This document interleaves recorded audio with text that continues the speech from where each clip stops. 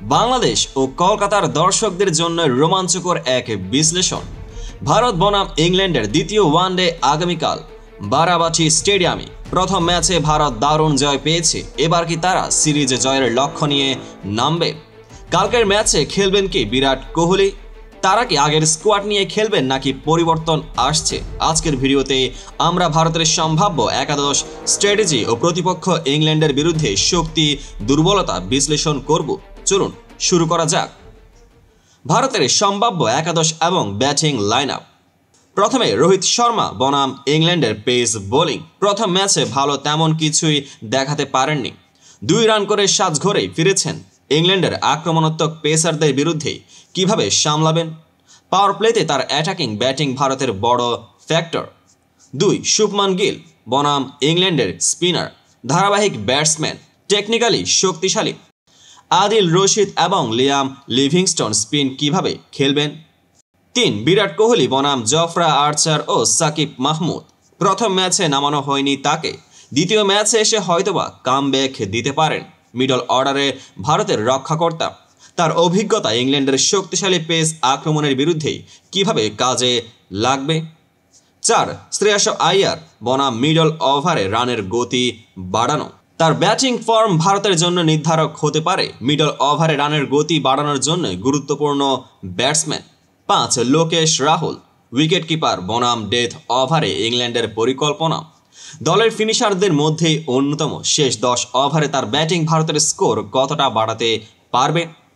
6 হার্দিক পান্ডিয়া বনাম ইংল্যান্ডের মিডল ওভারের pace bowling. Batting plus bowling দুই ক্ষেত্রেই কার্যকরী হতে পারেন। শেষ ম্যাচে তার পারফরমেন্স কি বার্তা দিচ্ছে? ভারতের বোলিং লাইন আপ এবং ম্যাচ জেতার পরিকল্পনা। 7 রবীন্দ্র জাডেজা অলরাউন্ডার বনাম ইংল্যান্ডের মিডল অর্ডার। ব্যাটিং বোলিং দুটোতেই ভারসাম্য আনবেন। ইংল্যান্ডের মিডল অর্ডার ব্যাটসম্যানদের বিপক্ষে তার ভূমিকা কি হতে পারে?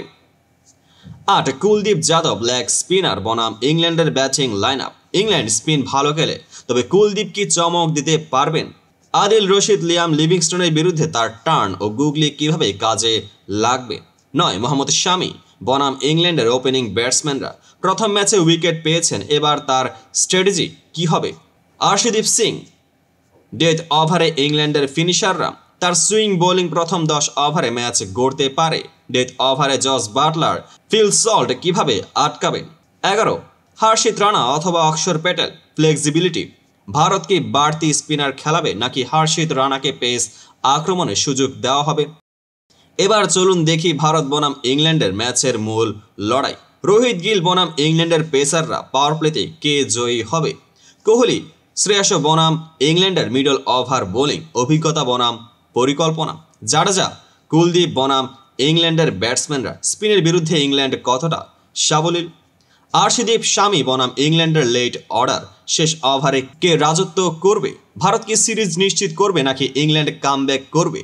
আপনাদের মতামত কমেন্টে জানান। এই বিশ্লেষণ কেমন লাগলো জানাতে ভুলবেন না। আর ক্রিকেট সম্পর্কিত এমন ভিডিও পেতে আমাদের চ্যানেল সাবস্ক্রাইব করুন, পেজটিকে এখনই ফলো করুন।